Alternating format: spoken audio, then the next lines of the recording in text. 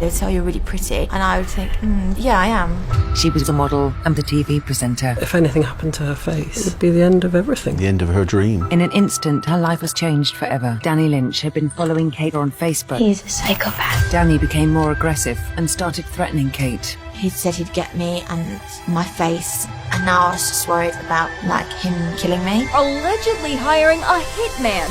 A terrible tragedy caught on tape. Horrific scenes in a normally peaceful country. It was absolutely horrific. We didn't get a lot of information. It was just your daughter's been in a chemical attack.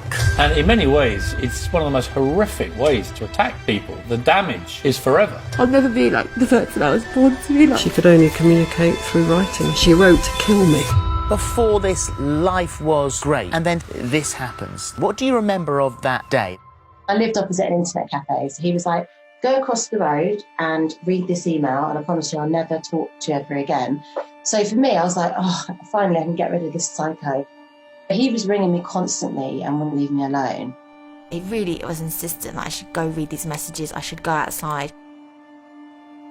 And then he called me back, you know, like 1 minute later. I was like, where are you now? And I was like, just outside my flat. He was like, oh, well, what are you wearing? Katie was unaware that a 19-year-old man was pacing up and down her street, waiting for her. As I came out the door, this guy walked towards me in a hoodie, and I really noticed him because his arms were locked. You know, it wasn't like he was like this, his arms were locked holding this coffee cup. So I thought, well, he must be begging. And I put the phone like this, and I started like trying to get my money out my bag. And as I did, this guy just went like whoosh. It hit like this side of my face, and it was eaten across my face, and it was like some contagious disease eating me up, you know?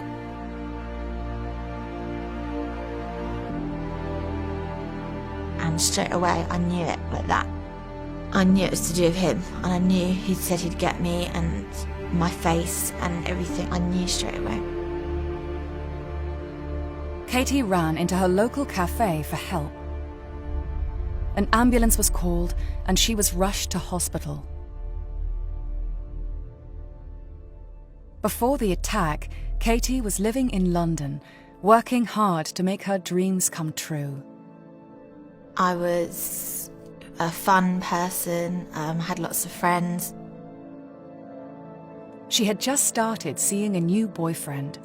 33-year-old Danny Lynch had been following Kate's modelling career and had found her on Facebook to ask her out on a date. I really sort of quite fancied him, you know, and the whole like image he portrayed to me I really liked. After only the second date, Danny told Katie he was in love with her. When the date ended, he didn't want me to go, and I actually found it really sweet, and I thought it's really nice. Kate had only been dating Danny for 2 weeks. My friends were joking like, oh, he's like your #1 fan, it's a bit strange. Slowly he was sort of like not really wanting me to be with my friends and be with him every day, very intense.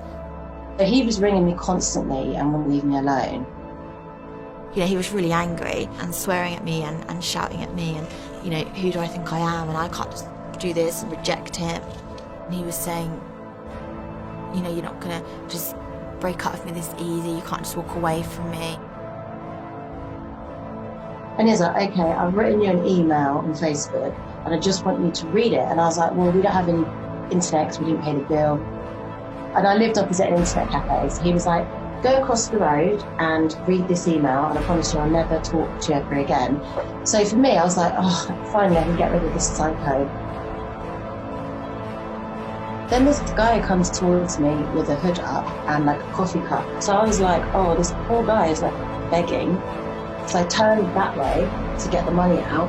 And then as I turned, he had thrown a full cup of sulfuric industrial strength acid in my face. I thought it was a hot drink, a cup of coffee, but within split seconds, the pain was so phenomenal that I knew it was a substance as strong as something like acid. We didn't get a lot of information from the first call. It was just, you need to come to a London hospital. Your daughter's been in a chemical attack. And they wouldn't give us any more information. We didn't know what to expect. So when we got to the hospital and they took us in to where Katie was, it was absolutely horrific. The face was completely unrecognisable. She couldn't speak, but she was writing things and, she, where am I, what's happened? And then one of the messages was kill me. I just started out as a model, a TV presenter, and I was enjoying the benefits of being, I guess, what society labels as classically beautiful. And in an instant, my plans for the future were taken from me. My appearance is a constant reminder of what he did to me, and almost like I belong to him, because it's not really my face, it's the one he created through the attack. And I think that's like the only thing I feel I belong to is him. I'll always have like his marks all over my face, all over my body. Like, I'll never be like the person I was born to be, like the person I was supposed to be. Katie left her London flat and had to move back in with her parents. Oh, hello. We had to be quite strict with her. We didn't want her to develop into self-pity, so sometimes it was, come on, you can do it, you can get out there, no one's going to stare at you, come on, do it, you can do it. I don't look people face to face. If I go outside with my family, I don't look at people. I keep my head down. I was fearful for such a long time of so many visible and invisible things, and I used to take it back to the prison sentence of years that the people who did this to me got. And I used to think, they're 6 years in, they've only got 2 more years, and I'm still too scared to do this, this and this. I'm the prisoner. I'm building a massive prison outside here. And I used to think there's like 1 more year to go now, so am I going to still be too scared to go on a dating website? Am I still going to be too scared to try and go up for a job against other people who I consider are better than me?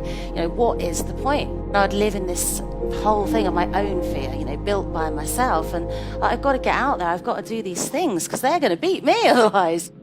And at that moment, I decided to take control of my future.